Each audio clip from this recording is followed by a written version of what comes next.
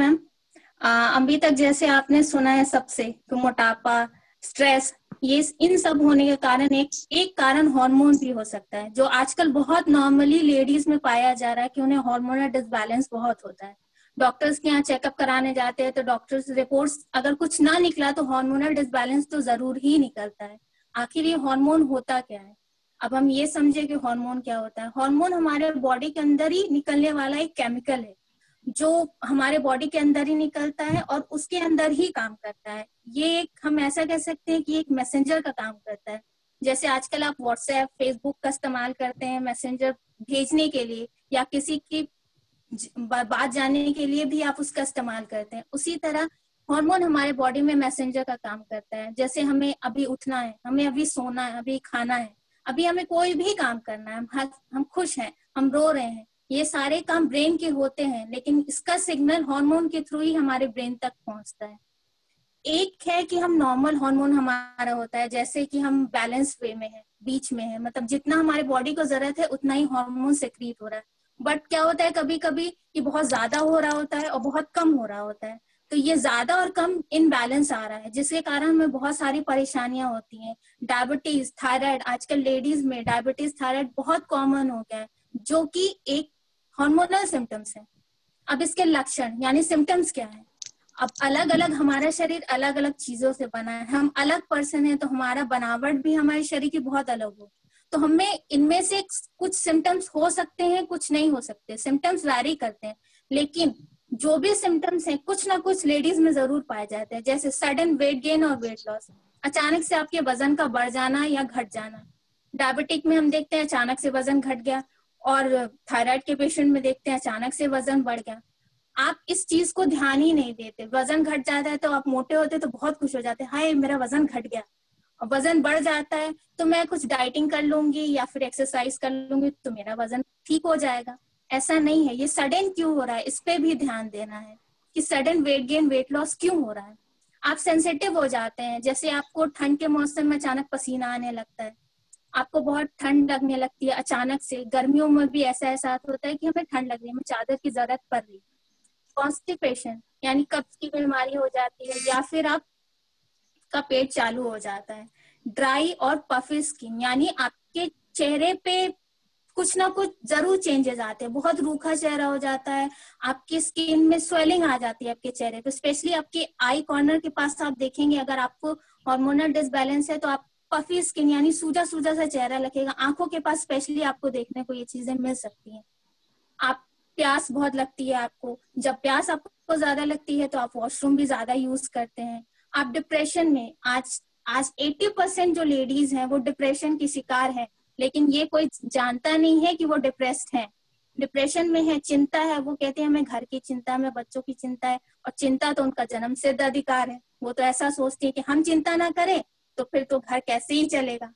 लेकिन आप चिंता कर रही हैं, आप खुद की भी हेल्थ खराब कर रही हैं और साथ आपके पीछे जो पूरी फैमिली खड़ी है उसकी भी हेल्थ आप खराब कर ही रही हैं। साथ में चिड़चिड़ापन होता है, उदास रहने लगते हैं, हर बात पे रिएक्ट करते हैं। आप पहले हम देखते थे कि टीनेजर्स को ये एक्ने प्रॉब्लम होती थी, यानी चेहरे पे पिंपल्स निकलना, एक्सेसिव ग्रोथ होना किसी चीज का, हेयर ग्रोथ होना, स्पेशली चिन पोर्शन में, फोरहेड में, नेक में आपके एक्सेस हेयर ग्रोथ होते हैं। ये भी एक कारण है। लेडीज में मेनोपॉज का, पीसीओडी, प्रेग्नेंट वुमेन में आजकल जरूर देखा जाता है कि उन्हें जीडीएम यानी गेस्टेशनल डायबिटीज और थायराइड कॉमनली पाए जा रहे हैं। क्यों? क्योंकि उनकी शुरुआत से ही हार्मोनल डिसबैलेंस की प्रॉब्लम है। अब इसके कॉज जानते हैं, क्या कारण हो सकते हैं। कारण अलग अलग हो सकते हैं लेकिन कारण होते हैं। जैसे हम स्ट्रेस लेते हैं, हमें बहुत तनाव होता है, डेली लाइफ है, तनाव। अभी जैसे सुनैना मैम ने बताया तनाव है, बिना तनाव की जिंदगी नहीं चलती। लेकिन ये तनाव कैसा है इसका भी ध्यान रखें। इतना ज्यादा तनाव ना ले ले कि आपकी जिंदगी ही तनाव में निकल जाए। ईटिंग डिसऑर्डर यानी आप क्या खा रहे हैं, कब खा रहे हैं, कैसे खा रहे हैं, बस खा रहे हैं। ये बस खा रहे हैं नहीं चलता है, क्या खा रहे हैं, कैसे खा रहे हैं, ये भी तो इम्पोर्टेंट है। आपका खाना भी इम्पोर्टेंट है, आप क्या खा रहे हैं। एक ही चीज आप 3 बार खा रहे हैं तो आपके शरीर को जा जरूर रहा है लेकिन आपको कुछ दे नहीं रहा है। जैसे बहुत लोग का एक्सीडेंट होता है, उसको कोई इंजरी होती है, कोई जख्म हो जाता है, और जब जख्म हुआ है तो आप हॉस्पिटल गए हैं, आपको बहुत तरह की मेडिकेशन मिली है, या फिर आपकी कोई सर्जरी हुई, उसके कारण भी हार्मोनल डिसबैलेंस होते हैं। बर्थ पिल्स लेते हैं आप, या फिर आप पेन किलर्स का ज्यादा इस्तेमाल करते हैं, ब्रूफेन का, कॉम्बीफ्लेम का, ये चीजें भी आपके हार्मोन को बहुत बिगाड़ती हैं आपके शरीर में। पेन किलर्स, अब हेडेक हुआ तो पेन किलर खा लिया, जॉइंट पेन हुआ तो पेन किलर खा लिया, अभी दर्द हो रहा है, अभी काम करना है तो पेन किलर्स खा लेते हैं। पेन किलर सबसे सबसे ज्यादा नुकसानदेह चीज है इस चीज में, और इससे आगे भी बहुत सारे प्रॉब्लम्स हमें होती हैं। मेनोपॉज, प्री मेच्योर मेनोपॉज हो जाता है, जैसे पहले वही पीरियड का टाइम होता है हमारा, वो पहले खत्म हो जाता है। वो 50 अब जो टाइम होता है वो 50 ईयर्स से पहले खत्म हो जाता है। लेडीज में इनफर्टिलिटी आती है, यानी कंसीव करने में उन्हें प्रॉब्लम होती है, मिसकैरेज की प्रॉब्लम होती है, सी सेक्शन कराना पड़ता है, नॉर्मल डिलीवरी नहीं होती है, और ये शुरुआत से हो रही होती है जिसको हम इग्नोर कर रहे होते हैं। मेनोपॉजल सिम्टम्स, जैसे कि एक हमारे शरीर का नॉर्मल है, हम लेडीज के शरीर में एक नॉर्मल एक टाइम होता है जिसमें हम पीरियड्स होते हैं। जैसे पहले हम देखते थे कि 12 से 13 साल की लड़कियों में पीरियड्स होते हैं, और ये खत्म होने का टाइम होता है 50 से 55 साल, ये पहले देखा जाता था। लेकिन आज हमने अपनी लाइफस्टाइल इतनी खराब कर ली है, और खाने पीने, सोने, चलने का ढंग इतना बुरा कर लिया है कि ये इसका कोई टाइम ही नहीं रह गया। आजकल हम देखते हैं कि 10 साल की लड़कियों में भी, 9 साल की लड़कियों में भी पीरियड्स आ जाते हैं, और ये अर्ली खत्म होता है, यानी आफ्टर 45 ईयर्स ये खत्म होना शुरू होता है। जैसे ये पहले खत्म होगा तो जो नॉर्मल सिम्टम्स से जो चीज पहले होगी तो वो आपको प्रॉब्लम जरूर देगी। जैसे आपके इरेगुलर पीरियड्स होंगे, कभी 10 दिन के अंदर आ गया, कभी महीना नहीं आया, कभी महीने से 2 महीने हो गए फिर भी नहीं आया, तो ये इरेगुलरिटी बहुत रहती है। मूड स्विंग होता है आपका, आप बहुत ज्यादा हर बात पे चिड़चिड़े हो जाते हैं, हर बात पे कभी खुश हो जाते हैं, कभी ज्यादा ही दुखी हो जाते हैं, चिड़चिड़े हो जाते हैं, बच्चों को डांटते हैं, बच्चे बोलते हैं भाई मम्मा तो आजकल बहुत गुस्सा करती हैं, पर ये बार बार क्यों हो रहा है, इसका भी ध्यान दें। ये इसका एक कारण मेनोपॉजल सिम्टम्स भी हो सकता है। आपको तरह तरह की एलर्जीज हो सकती है, जैसे आपको किसी फूड एलर्जी हो सकती है, किसी चीज को खाने से आपको एलर्जी हो गई, या फिर कोई डस्ट, बहुत लोगों को डस्ट से एलर्जी हो जाती है। तो आपका शरीर, जैसे मैंने पहले बताया, शरीर अलग है तो एलर्जीज भी अलग हो सकती है। इचिंग होती है, खुजली होती है पूरे बॉडी में, आपका कुछ भी खाने से मुंह जलने लगता है, और फिर गर्माहट, बहुत ज्यादा गर्मी सी महसूस होती है, वो किसी भी सीजन में हो सकती है। आपकी नींद खराब होती है, आप चीजें भूलने लगते हैं, फिर आपको रात में सोते वक्त बहुत अचानक से बहुत पसीना आ जाता है, आपको जोड़ों में, घुटनों में, सिर में हमेशा ही दर्द रहता है। तो इन सब होने का एक कारण हार्मोनल डिसबैलेंस भी हो सकता है। तो अगर आपको कुछ नहीं है, उनमें से कोई सिम्टम्स नजर आ रहे हैं, तो आप ध्यान दें कि आपकी हार्मोनल में तो कुछ गड़बड़ी नहीं है। अब इसे कैसे ठीक करें, मतलब ये ऐसी चीज है जो लाइफस्टाइल की है, तो इसे हम कंट्रोल कर सकते हैं।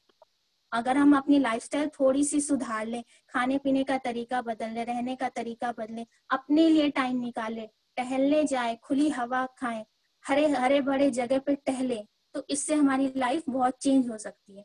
अब क्या खाएं, कैसे खाएं, क्या खाएं, कैसे खाएं, कितना खाएं, खाएं, जितनी शरीर को जरूरत है उतना खाएं, लेकिन क्या खाएं, जो अच्छी चीज है वो खाएं।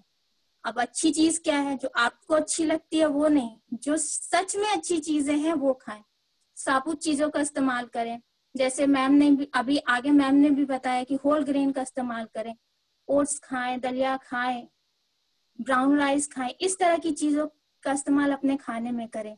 क्वालिटी प्रोटीन यानी दूध दालों का इस्तेमाल करें, दूध दाल हमेशा लें, और दूध से बनी हर चीजें खाएं, दही खाएं, चीज खाएं, इन सब चीजों का इस्तेमाल करें।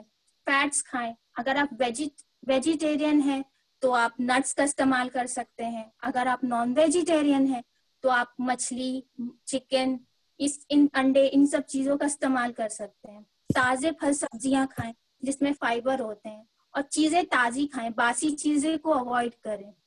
चाय पिए, अगर चाय के बहुत शौकीन है चाय जरूर पिए, लेकिन कोशिश करें कि आपकी दिन की पहली चाय बिना चीनी और बिना दूध के होनी चाहिए। अब आप क्या ना खाएं, अब चीजें जब खाने को है तो कुछ ना खाने को भी तो होगी जिससे हम कंट्रोल कर सकते हैं। बाहर की पैक चीजें तो बिल्कुल ना खाएं, चाहे वो कंटेनर में हो चाहे पैकेट में हो। उसकी एक सेल्फ लाइफ होती है। जैसे हम अपने आप को यंग रखने के लिए, अपनी उम्र बढ़ाने के लिए सर्जरीज कराते हैं, मेडिसिन खाते हैं, बहुत सारी चीजें करते हैं। उसी तरह पैक चीजों की भी लाइफ बढ़ाने के लिए हम उसमें ऐसी चीजें ऐड करती हैं जो प्रिजर्वेटिव्स कहलाता है, और वो हमारे शरीर को सिर्फ और सिर्फ नुकसान देता है। ज्यादा चीनी और ज्यादा नमक दोनों ही शरीर को नुकसानदेह है, इसलिए ये दोनों चीजें न खाओ। और बाहर की चीजों में अचार, पापड़, इन सब चीजों में ज्यादा नमक का इस्तेमाल होता है। कैफीन और अल्कोहल, यानी जो कॉफी पीने के एडिक्टेड हैं या फिर कॉफी बहुत पसंद है, जरूर पिए, लेकिन क्वांटिटी का ध्यान रखें। 1 कप से ज्यादा एक दिन में कॉफी ना लें। अल्कोहल, अगर कुछ ऐसी चीजें पीते हैं या खाते हैं जो अल्कोहलिक है तो प्लीज उसे अवॉइड करें। बहुत तेल मसालेदार चीजें बिल्कुल ना खाएं। लास्ट में बस इतना ही कहूंगी कि खाएं, जरूर खाएं, लेकिन गिल्ट के साथ ना खाएं कि हमारी डेली रूटीन ऐसी हो गई, हम तो डेली यही खा रहे हैं। अगर गिल्ट के साथ खाएंगे, अगर आप अफसोस के साथ खाना खाएंगे तो आप कभी भी खुश नहीं रहेंगे। स्ट्रेस लेवल बढ़ेगा, वो शरीर को सिर्फ नुकसान देगा, ना शरीर में खाना लगेगा, और स्ट्रेस लेवल जो बढ़ रहा है वही हो रहा है। और खाना समय से खाएं, जितना खाना बनाने में समय देती है उतना खाने में भी समय दी, क्योंकि बनाने के साथ खाना भी पड़ता है। ना ऐसा ना करे कि एक ही बार खा लिया और उसके बाद हो गया। तब आप घर की वो अलमारी है जिसमें एक साथ कपड़े ठूस दिए गए, और दूसरे दिन जब वो अलमारी खुली तो सारे कपड़े आपके सर के ऊपर होते हैं, और फिर जो करना पड़ता है वो आप लोग बहुत बेहतर जानते हैं।